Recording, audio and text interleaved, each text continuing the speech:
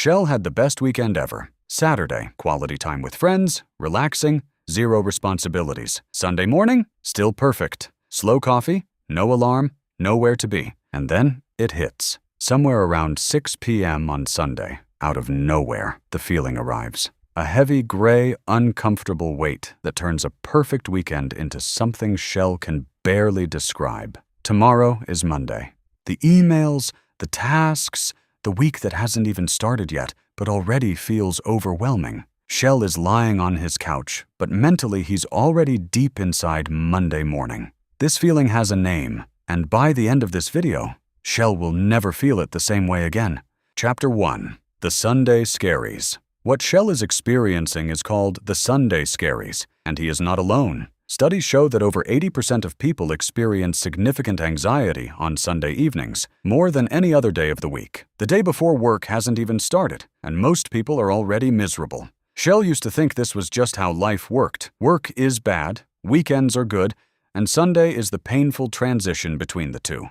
But here is what Shell discovered. The Sunday Scaries aren't really about Monday at all. They're about something much deeper. Chapter 2. The real reason Sunday hurts. Most people think Sunday evening feels bad because work is coming. That's only half the story. Here is what's actually happening. All weekend, Shell has been free. No pressure, no deadlines, no one telling him what to do. And in that freedom, a quiet voice inside him starts asking uncomfortable questions. Is this the life I actually want? Am I using my time the way I should? During the week, Shell is too busy to hear that voice. He is moving fast, reacting, executing. No space for big questions. But Sunday evening, when the weekend slows down and Monday looms, that voice gets loud. Shell isn't just dreading the emails. He is dreading returning to something that might not be right for him. And that is a much heavier feeling than just work anxiety. Chapter 3. 2 types of Sunday Scaries. Type 1. The practical anxiety. This is the surface level. Unfinished tasks from last week still sitting on the to-do list. No visibility into what Monday looks like. A weekend that didn't actually recharge Shell's battery. This type is fixable quickly. Shell will show you how in a moment. Type 2 is the deeper anxiety. This one is harder.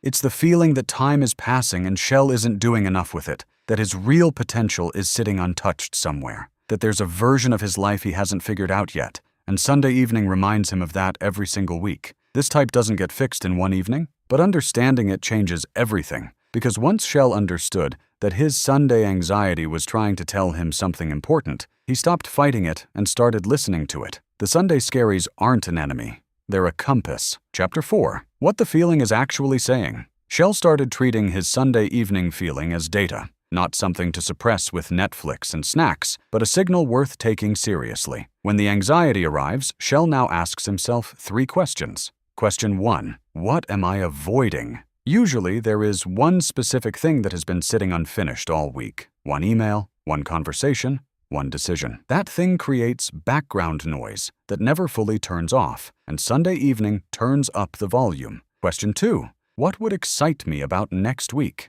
If Shell cannot think of a single thing he is genuinely looking forward to in the week ahead, that is important information, not something to ignore, something to act on. Question 3. Am I moving in a direction that feels right? Not perfect, not certain, just right. If the answer is yes, even slightly, Shell can sleep. If the answer is no, Shell writes that down and takes it seriously.